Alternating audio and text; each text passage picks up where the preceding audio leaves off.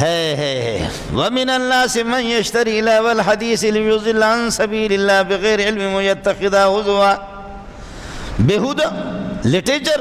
بیہودہ قصے اور افسانے اور بیہودہ قسم کی باتیں، بیہودہ قسم کے آلات لہو و لعب کے، اس قسم کے لا کر کے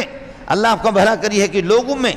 یہ کہ پھیلاتے ہیں اور لوگوں میں اس کو عام کر دیتے ہیں تاکہ اللہ کے راستے سے کسی کو بھٹکا دے۔ اولئک لہم عذاب مہین، رسوا کن قسم کا عذاب ان کے لیے ہوگا۔ اس لیے اس کے اندر یہ تصویریں بھی داخل ہے، یہ ننگی تصویریں، یہ اخبار، یہ جرائد، اور یہ اللہ آپ کا بھلا کریے کہ یہ ساری چیزیں، یہ تو بتاؤ کچھ تو ساتھی تشخیص کرو، کیا ہو گیا؟ ننگی تصویریں دیکھتے ہوئے مزہ آتا ہے لیکن قرآن دیکھتے ہوئے مزہ نہیں آ رہا۔ سوچو کہ تیرے جیسے مردود، میرے جیسے مردود کون ہوگا کہ ننگی تصویریں دیکھتے ہوئے مزہ آ رہا ہے، اس کو دیکھتے ہوئے مزہ نہیں آ رہا، اور گانے سنتے ہوئے مزہ آ رہا، قرآن سنتے ہوئے مزہ نہیں آ رہا، اور اللہ رسول کی باتیں سنتے ہوئے مزہ نہیں آ رہا۔